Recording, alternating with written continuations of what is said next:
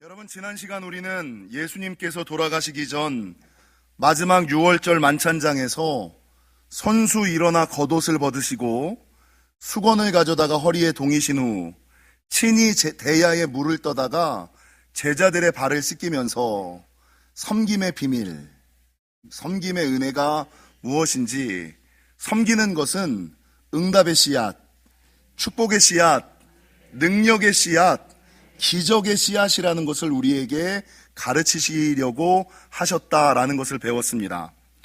근데 예수님께서는 돌아가시기 전 단순히 섬김의 비밀만을 우리에게 가르쳐 주신 것이 아니라 또 다른 하늘의 비밀을 한 가지 우리에게 알려주셨는데, 그것은 무엇일까? 나눔의 축복입니다.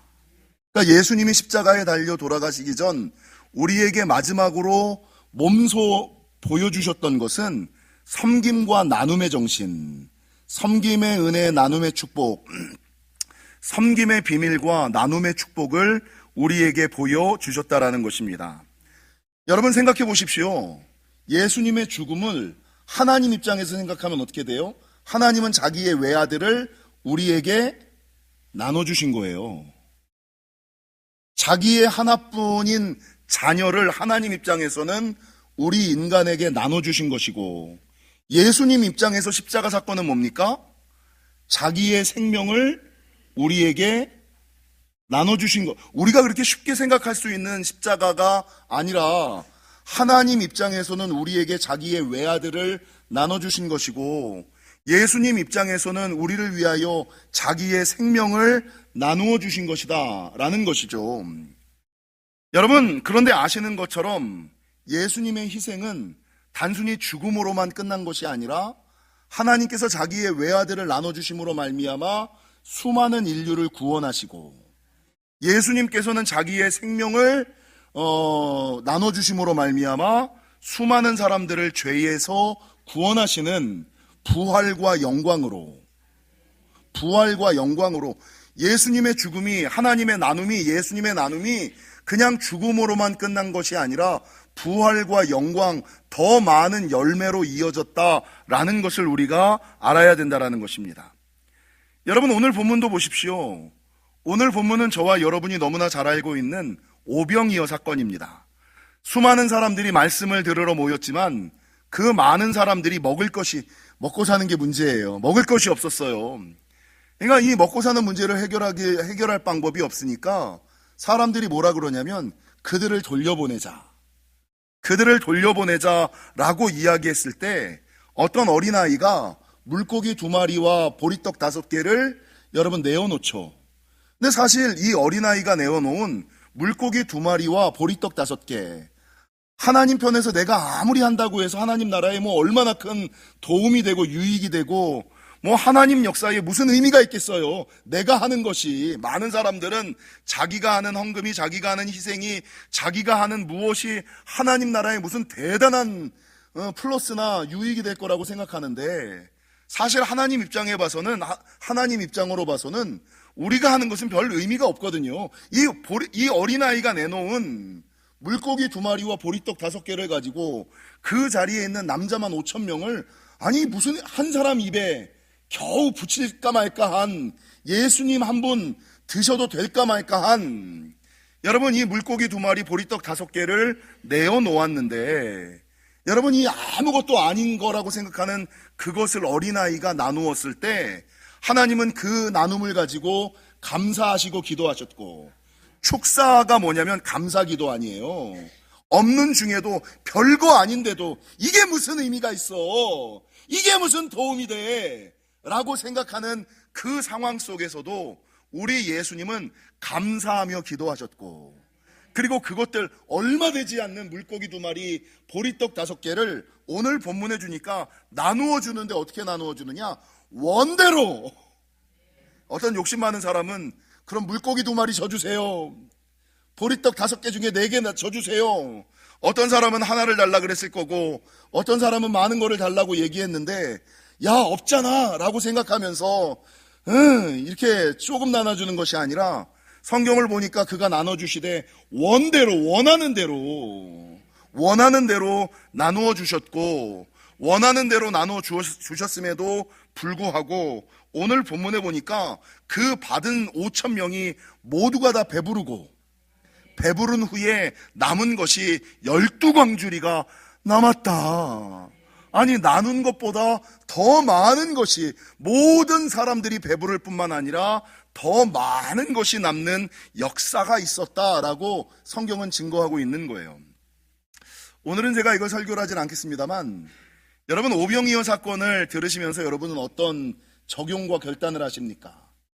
오늘 이 오병이어의 사건을 보고 그 당시 이스라엘 사람들은, 우와, 예수님은 기적의 사람이다. 그 사람들은 믿음은 있었어.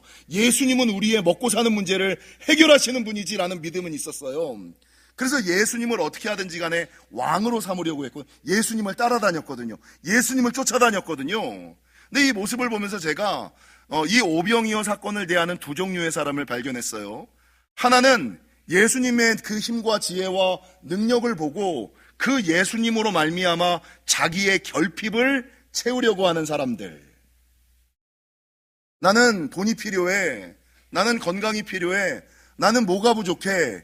예수님을 통하여 나의 결핍을 구하려고, 결핍을 채우려고 결심하고 결단하는 사람이 있는가 하면, 여러분, 예수님의 말씀을 듣고 이 어린아이는 뭐예요? 자기의 부족을 채우려는 것이 아니라 자기의 가짐을 내어놓으려고 하는 사람도 있다. 근데 오늘 이 오병이어 사건의 논조는 뭐예요?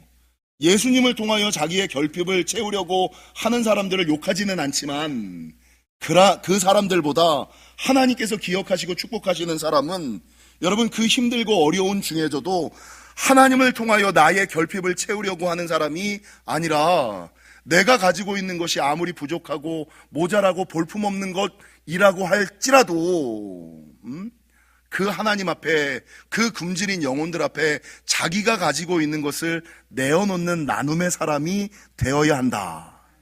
이거 아니겠어요? 여러분, 성경은 끊임없이 우리에게 섬김과 나눔의 삶을 살아야지 된다. 섬김과 나눔의 삶. 예수 그리스도의 성품은 내적으로 온유와 겸손으로 나타나고, 여러분, 그 사람이 예수님을 닮은 사람이다 라고 이야기할 때, 여러분, 예수님을 닮았다는 것은 내적으로 그 사람이 얼마나 온유하고 겸손하냐, 외적으로는 그 사람이 얼마나 사랑의 사람이냐. 근데 그 사람이 사랑의 사람이라는 것을 확인할 수 있는 길이 아무것도 없어요. 나는 사랑이 많아. 그걸 어떻게 증명할 건데? 여러분, 그 사람의 사랑은 무엇으로 증명돼요? 섬김과 나눔으로 증명되는 거예요. 그러니까 섬김과 나눔은 사랑을 증명하는 외적인 모습이고, 그 사랑이 과연 내가 얼마나 예수님을 닮은 사람인지, 예수님의 말씀을 따라 살아가는 사람인지를, 말씀을 따라 살아가는 사람인지를 판가름하는 기준이 내적으로는 온유와 겸손함이고 외적으로는 섬김과 나눔이에요. 할렐루야.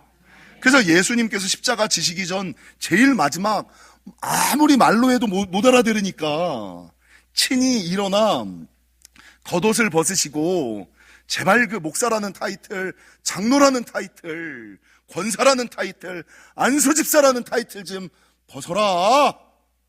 교회 안에서 제일 높은 사람은 가장 낮은 자, 윗자리, 앞자리, 높은 자리에 앉으려는 사람이 아니라 끝자리, 뒷자리, 낮은 자리에 앉는 사람이, 할렐루야, 가장 높은 사람, 천국에서 대접받는 사람임을 기억하며 너희는 친히 섬기는 사람이 되어야지 되고, 사람들이 자기 것을 나누려고 하는 사람들이 별로 없잖아.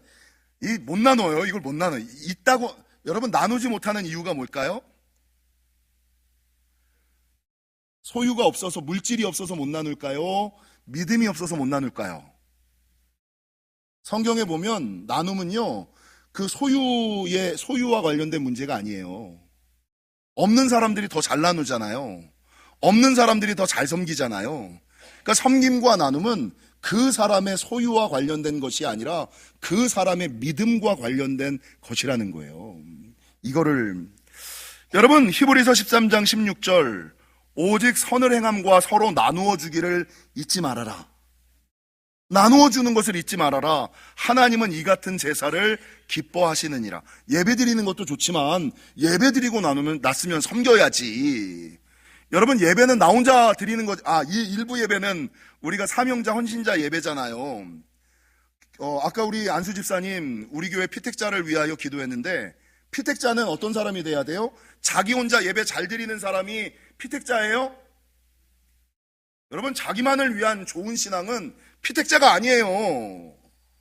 왜 하나님의 사람으로 안수 집사로 부름받고 권사로 부름받고 장로로 부름받고 목사로 부름받느냐?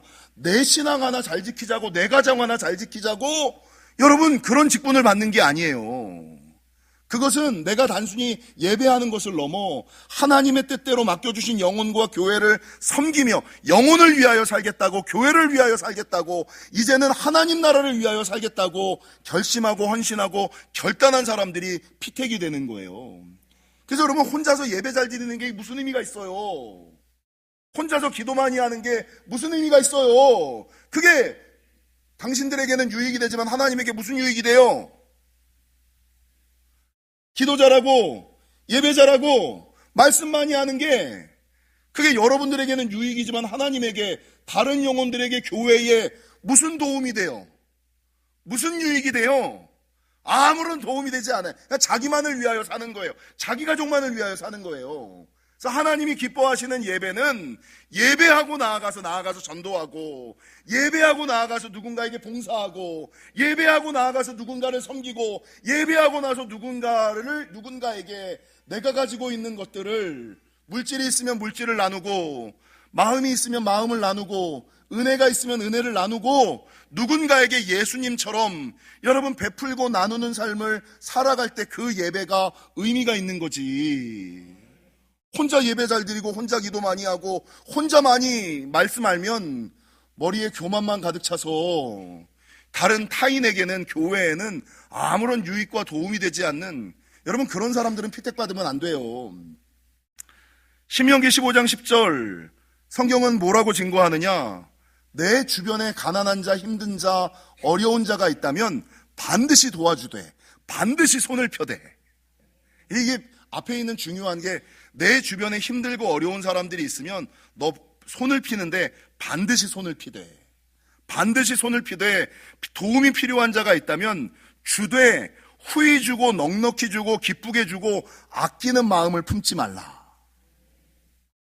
후히 주고 넉넉히 주고 기쁘게 주고 아까워하는 마음을 갖지 말라. 제가 이 말씀을 알고 고민이 하나 있었어요.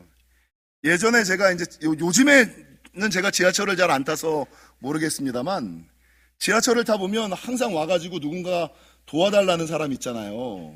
교회에도, 저희 교회도 매주 와요. 그럼 이 사람을 매번 도와줘야 될까? 우리 교회에도 오시는 분이, 도와달라고 오시는 분이 있어요. 매번 도와줘야 될까 말아야 될까? 뭐가 성경적일까요? 뭐가 성경적일까요? 여러분, 매번 도와줘야죠. 그 사람을 돕는 거에 대한 마음이 아니라 그 사람을 도와줌으로, 지난주 설교 제목이 뭐예요? 섬김과 나눔은 응답의 씨앗, 축복의 씨앗, 능력의 씨앗, 기적의 씨앗. 내가 누군가를 도울 때 하나님께서 내 기도 응답을 한 번 더 들어줄 수 있는 가능성이 높아지는 거예요. 내 인생의 문제가 한 번 더 풀릴 수 있는 퍼센티지가 높아지는 거예요. 그러니까 매일 와서 도와달라는 그 사람을 귀하게, 하나님이 나의 응답을, 내 기도에 응답하시려고, 내 문제에 역사하시려고 주님께서 저 사람을 통하여 나에게 구제의 손길을, 섬김의 손길을, 나눔의 손길을 허락하시는구나. 내가 이 사람 보고서는 주고 싶지 않지만 염치도 없지. 어떻게 맨날 달라 그래? 염치도 없지. 그렇지만 이 사람 보고 주는 것이 아니라 하나님의 말씀을 듣고 주는 거예요. 하나님의 말씀을 따라 주는 거지, 상황과 사람을 보며 주는 것이 아니라는 거죠. 여러분, 심지어 누가복음 3장 11절은 대답하여 이르되 옷 2벌 있는 자는 옷 없는 자에게 나눠줄 것이요 먹을 것이 있는 자도 그렇게 할 것. 아니, 내가 가진 게 2벌밖에 없는데 그거 1벌까지 나눠주라고? 아니, 내가 가지고 있는 옷이 2벌밖에 없는데 너 그래도 2벌이나 있잖아, 1벌은 나눠주라고. 이게 예수님의 가르침이에요. 하나님의 명령이에요. 주되 반드시 손을 펴고 줄 때는 후히 주고 넉넉히 주고 기쁘게 주고 아까워하는 마음을 갖지 말고 돌려받을 생각하지 말고 그들에게 주라. 근데 왜 하나님께서 이렇게 성도들이 순종하기 가장 어려운 말씀, 섬김을 향한 말씀, 나눔에 향한 말씀, 섬김의 말씀은 돈이 안 들잖아요. 근데 나눔의 말씀은 실질적으로 내 주머니가 나가는 거잖아요. 그러니까 이 나눔을 실천하는 사람들은 거의 없거든요. 섬기는 사람은 그나마 좀 있는데 내 주머니가 내 돈이 나가는 것은 이 말씀이랑 부딪혔을 때 이거를 넘어서는 사람, 이거를 뛰어넘는 사람들이 별로 없거든요. 근데 왜 하나님께서 그럼에도 불구하고 우리에게 베풀라 나누라 라고 이야기를 할까? 지난 시간에 말씀드린 것처럼 여러분, 섬김과 나눔은 응답의 씨앗이고 축복의 씨앗이고 능력의 씨앗이고 기적의 씨앗. 여러분, 이 섬김과 나눔이 응답과 축복, 기적과 능력의 씨앗이라는 것을 보여주는 성경의 예가 너무나 많지만 그 중에서 가장 대표적인 사람은 사도행전 9장과 10장에 나오는 다비다라 하는 도르가, 이탈리아 부대의 백부장 고넬료, 욥, 이 세 사람을 들 수 있습니다. 여러분, 사도행전 9장 36절 이하에는 다비다라 하는 도르가라 하는 다비다라고 얘기하는 예수님의 제자가 있었어요. 근데 이 다비다가 죽음에 이르렀어요. 근데 이 다비다는 평상시에 주변 사람들에게 나누는 삶을 살았던 것 같아요. 이 다비다가 병들어 죽었다는 얘기를 듣고 이 다비다에게 도움을 받았던 과부들이 다비다가 지어준 속옷과 겉옷을 가지고 베드로에게 와요. 아무도 나에게 속옷과 겉옷을, 여러분, 이스라엘에서 겉옷이라는 것은 내가 가지고 있는 모든 것이라는 의미가 있어요. 이스라엘에서 속옷이라는 것은 어떤 의미가 있어요? 가장 세밀하고 세심한 것까지도 섬겼다는 의미가 있어요. 겉옷을 섬기고 속옷을 섬겼다는 것은 수냄 여인이 엘리사를 섬길 때 섬겼던 것처럼 다 섬겼다라는 의미가 있어요. 근데 이 다비다는 자기 주변의 과부들, 힘들고 어려운 사람들을 섬기는데 겉옷도 섬기고 속옷도 섬기고, 겉옷만 섬겨도 되는데 굳이 속옷까지 섬길 필요가 있어? 근데 겉옷을 섬겼을 뿐만 아니라 속옷까지도 섬겼고, 이 섬김을 받았던 과부들이 베드로에게 와서 이 겉옷과 속옷을 보여주면서 우리 다비다 살려주세요, 우리 다비다 살려주세요, 이 베드로에게 간청을 했다는 거죠. 여러분, 이 간청을 듣고 베드로가 다비다야 일어나라 라고 명령했고, 베드로가 명령하였을 때 이 죽었던 다비다가 살아나는 놀라운 역사가 있었다라고 성경은 증거해요. 근데 성경은 이 다비다가 살아날 수 있었던 부활의 은혜와 다시 삶의 축복을 누릴 수 있었던 비결을 사도행전 9장 36절에서 기록하고 있는데, 요바에 다비다라 하는 여제자가 있으니 그 이름을 번역하면 도르가라, 선행과 구제하는 일이 심히 많았기 때문에. 선행과 구제하는 일이 얼마나 많았냐면, 야, 너무 많은데 굳이 심히 많았기 때문에 하나님께서 기억하고 과부들이 기억하여 죽었던 다비다가 다시 사는 부활의 은혜와 다시 삶의 축복을 경험할 수 있었던 비결, 선행과 구제 나눔 때문이었어요. 여러분, 사도행전 10장 이 다비다의 이야기가 있고 바로 이탈리아 부대의 백부장 고넬료 이야기가 나오거든요. 여러분, 이 고넬료는 이방인이었음에도 불구하고 이 고넬료가 성경에서 차지하고 있는 위치는 이방인 중에 최초의 그리스도인이에요. 유대인이 아닌 사람들 중에 최초의 그리스도인, 이게 고넬료거든요. 여러분, 이 고넬료가 이스라엘을 압제하고 있었던 이탈리아의 군대의 백부장이었음에도 불구하고 그가 구원받는 이방인 중에 최초의 그리스도인이 되고 그의 자녀와 자손 모두를 구원할 수 있었던 비결을 성경은 증거하고 있는데, 사도행전 10장 2절, 그가 경건하여 온 집안과 더불어 하나님을 경외하며 예배했다는 거예요. 그리고 백성을 많이 구제하고 많이 나눴다는 거예요. 하나님께 기도하더니. 예배와 기도는 당연하잖아요. 근데 기적이 일어나기 위해서 뭐가 필요해요? 실천이 필요하죠. 섬김과 나눔이 필요하죠. 예배하고 기도할 뿐만 아니라 여러분, 최종적인 방점을 뭘로 찍어요? 섬김과 나눔으로 찍으니까 여러분 동일하게 사도행전 10장 31절은 말하기를 고넬료야 하나님이 내 기도를 들으시고 무엇을 기억하셨다? 내 구제를 기억하셨다. 히스기야가 응답받은 것도 마찬가지죠. 기도뿐만 아니라 평상시에 쌓아놓은 것이 많았잖아요. 베풀어 놓았던 것들이 많았잖아요. 뿌려 놓았던 것들이 많았잖아요. 우리 옆 사람한테 묻겠습니다. 뿌려 놓은 게 좀 있으세요?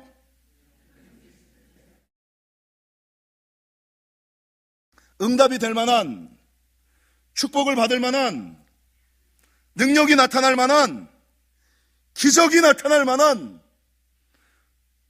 뿌려놓은 뭔가가 섬김으로 뿌렸든 사명 감당으로 뿌렸든 구제와 나눔으로 뿌렸든 하나님이 응답하시고 축복하실 만한, 기적을 베푸시고 능력을 나타내실 만한 뿌려놓은 것이 과연 있었냐? 히스기야는 있었어요. 여러분 고넬료는 있었어요. 여러분 다비다는 있었어요. 여러분 욥이 받은 은혜, 욥은, 구약의 욥은 의인이요 부자였잖아요. 부자도 아니라 큰 부자였잖아요. 여러분 그가 의인이자 부자였을 뿐만 아니라 욥기 마지막에 가면 그에게 하나님께서 역전의 은혜를, 사단의 권세를 누르고 다시 부자가 되는 역전의 인생을 역전의 은혜를 허락하여 주실 뿐만 아니라 욥기 1장보다 욥기 마지막 장에 몇 배의 복을 받냐면 2배 갑절의 복을 받잖아요.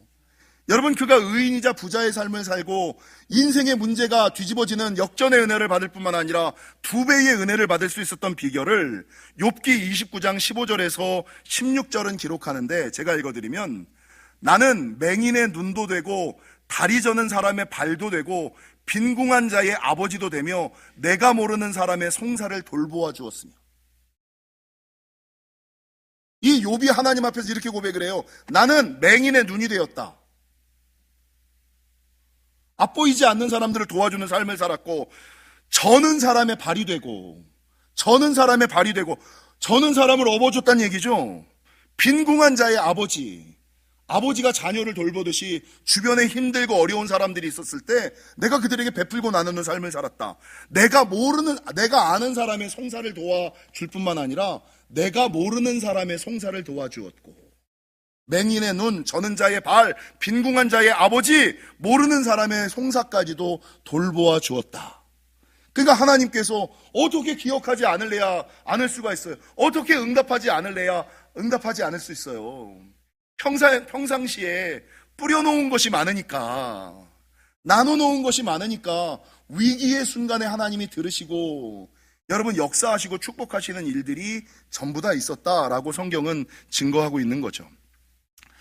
사랑하는 성도 여러분, 앞서 예수님의 십자가 사건은 단순하게 예수님의 죽음으로 끝난 것이 아니라 부활과 영광, 수많은 영혼들의 다시 삶으로 이어졌다라는 것을 그냥 나는 아들 하나 나눠준 거야.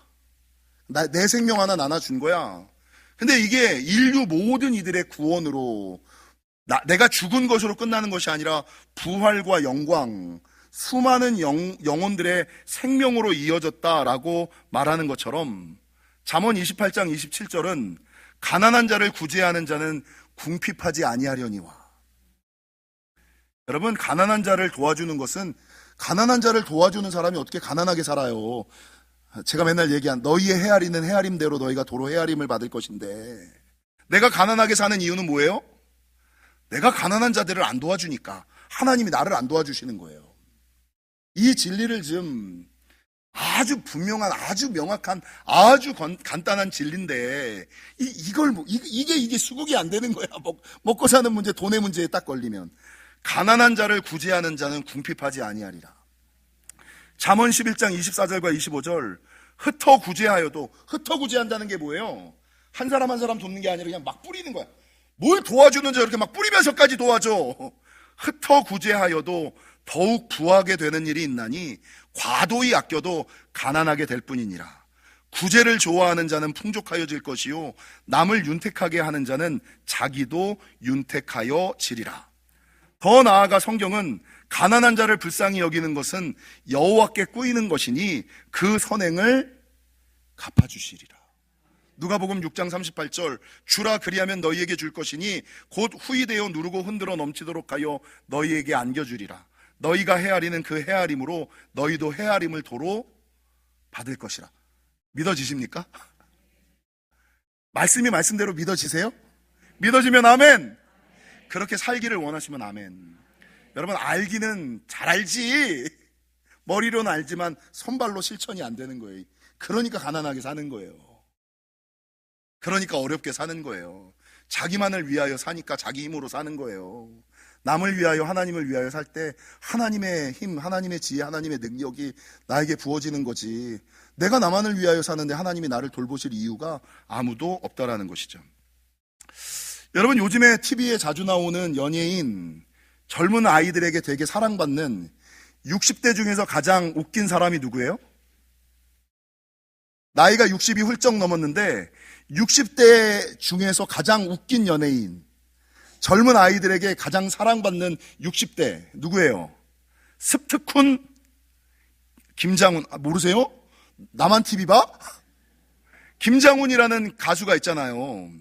이 김장훈이라는 가수가 스트쿤이라는 별명을 가지고 있고, 이 사람이 얼마나 젊은지 60대 중에서 가장 웃긴 사람이라고 어린 아이들이, 야, 저 양반은 60대 중에서도 제일 웃긴 사람이야, 60대 중에서도 제일 재밌는 사람이야. 어린 아이들이 열광하는 60대, 어린 아이들이 같이 있고 싶어하는 60대. 그래서 뭐 유튜브나 이런 걸 보면 20대 노는 곳에 가서도 전혀 위화감 없이 60대인 이 김장훈이 막 웃고 떠들고 놀아요. 위화감이 어린아이들이 가장 좋아하는 60대. 욕심나네 이거 타이틀. 예, 이 사람이 김장훈이거든요. 근데 이 김장훈은 아시는 것처럼 목사의 아들이에요.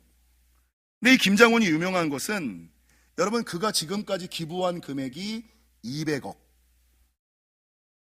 근데 더 놀라운 것은, 얼마 전에 지난 3월 20일 이틀 전인가?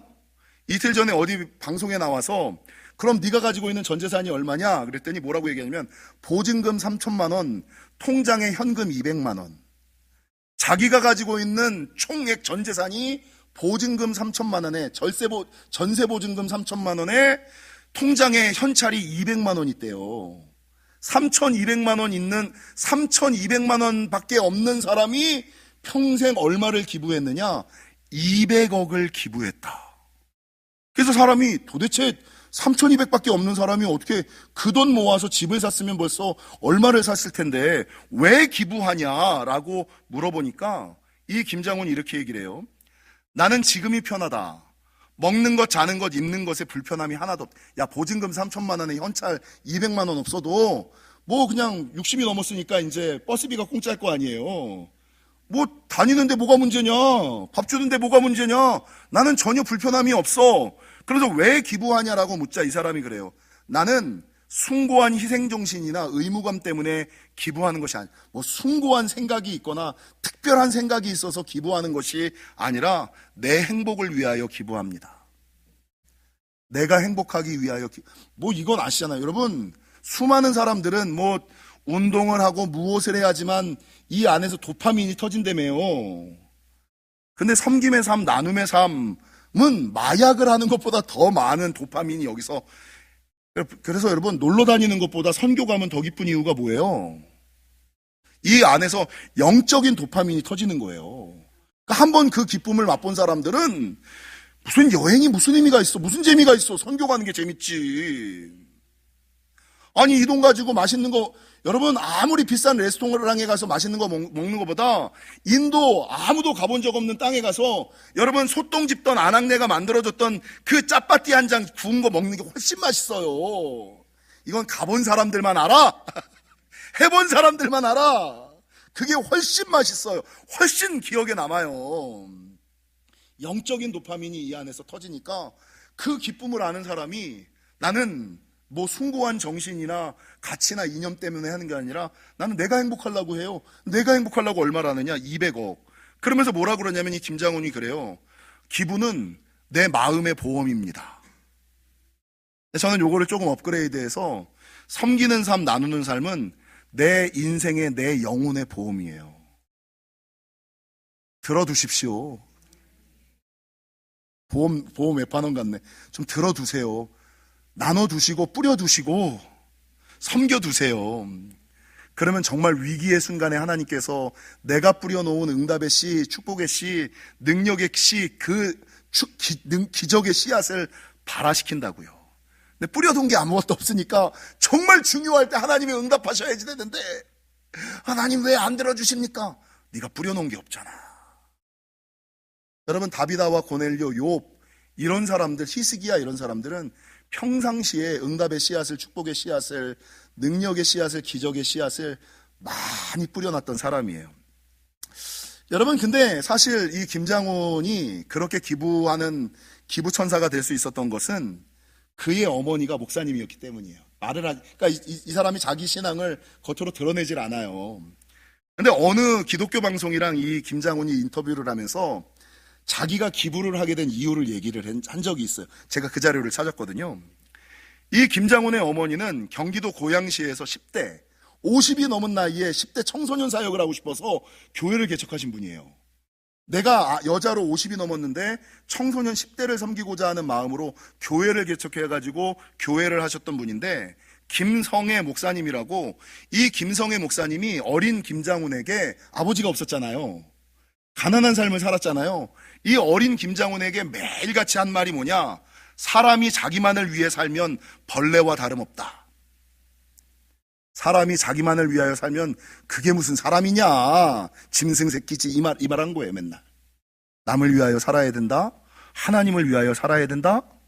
너의 삶이 너의 유익으로만 끝나서는 안 된다? 누군가를 위하여 누군가에게 도움이 되는. 여러분, 제가 가장 좋아하는 시 중에 신경림 씨가 쓴 가난한 사랑 노래, 제가 고등학교 때 이렇게 늘 품에 안고 다녔던 시집이 몇 가지가 있는데, 기영도 씨, 장정일 씨, 신경림 씨, 여러 가지가 있는데 그 중에 하나가 신경님이 쓴 가난한 사랑 노래. 오늘 아침에 갑자기 제가 센치해져서 이 시를 또 한번 읽고 싶은, 제가 또 나름 문학소년 아닙니까? 생긴 거는 전혀 그렇지 않지만 시를 한 편 읽어드릴게요. 가난한 사랑 노래. 요즘엔 이게 학교 교과서에도 실려 있죠? 가난하다고 해서 외로움을 모르겠는가? 너와 헤어져 돌아오는 눈 쌓인 골목길에 새파랗게 달빛이 쏟아지는데, 가난하다고 해서 두려움이 없겠는가? 두 점을 치는 소리, 방범대원의 호각 소리, 메밀묵 사료 소리에 눈을 뜨면 멀리 육중한 기계 굴러가는 소리. 가난하다고 해서 그리움을 버렸겠는가? 어머니 보고 싶어 수없이 내어보지만 집 뒤 감나무에 까치밥으로 하나 남았을 새빨간 감 바람소리도 그려보지만, 가난하다고 해서 사랑을 모르겠는가? 내 볼에 와닿던 내 입술의 뜨거움, 사랑한다고 속삭이던 내 숨결, 돌아서는 내 등 뒤에 터지는 내 울음. 가난하다고 해서 왜 모르겠는가? 가난하기 때문에 이 모든 것들을 버려야 한다는 것을. 이게 가난한 사랑 노래거든. 가난하니까 포기해야 될 거, 버려야 될 것들, 감수해야 될 것들이 너무나 많은 거예요. 가난하다고 해서 이거 어떻게 해야 되나? 그런데 그 중에서 어머니를 떠올리죠. 어머니는 어떤 뭐 있어요? 집 뒤 감나무에는 까치밥으로 하나 남았을. 여러분, 까치밥이 뭐예요? 옛날 우리 선조들은요, 감나무에 감을 따도 다 따지 않았습니다. 그 미물, 까치가 새들이 먹을 수 있는 감은 남겨두고 땄어요. 여러분, 이스라엘에도 추수의 원칙이 있어요. 내 밭이라고, 내 논이라고 다 추수하지 않아요. 여러분, 추수의 밭 한 모퉁이는 남겨두거나, 여러분, 추수할 때 떨어진 이삭은 줍지 않아. 추수하다가 떨어진 이삭은 털다가 다 털지 않아요. 밭 한 모퉁이를 남겨두고 추수하다가 떨어진 이삭은 줍지 않아. 왜? 가난한 사람들을 위한 베품과 나눔. 그래서 이걸 먹고 누가 나오미와 룻이 이거 줍고서 생계를 유지하게 됐잖아요. 가난한 자, 과부, 고아들을 위하여 모두가 다 내 것이 아니라 내 것이지만 남겨두는 정신. 이게 이스라엘의 추수 정신이고, 여러분, 신경님이 얘기하는 우리 선조들의 까치밥 정신이라는 겁니다. 사랑하는 성도 여러분, 나눔은 플로잉, 우리 선교 의미 플로잉 하자 그러잖아요. 흘려보내는 거잖아요. 여러분, 나눔은 우물과 같습니다. 우물은, 우리 영지교회가 우물이잖아요. 우물은 뭐예요? 퍼도 마르지 않습니다. 우리 하나님의 사랑, 우리 하나님의 능력 지혜는 내가 갖다가 써도 마르지 않습니다. 나눠보십시오. 마르지 않습니다. 더 중요한 건 뭡니까? 풀면 풀수록 내가 더 신선한 걸 먹어요. 가장 먼저 가장 좋은 것을 누가 맛봐요? 내가 맛봐요. 그러니까 내가 누군가를 섬기면 여러분, 하나님께서 나를 제일 먼저 섬겨주시는, 나눠주신 하나님의 것을 나눠주시는 놀라운 역사가 있다라는 것을 기억하시고, 바라는 것은 예수님의 가르침, 성경의 정신을 따라 예수님이 우리에게 마지막 보여주셨던 것은 섬김의 사람, 나눔의 사람이 되라. 그것으로 신앙이 완성되는 것이다 라는 것을 기억하시고, 섬김의 삶을, 나눔의 삶을 살아가시는 저와 여러분이 되시기를 주님의 이름으로 간절히 축원합니다.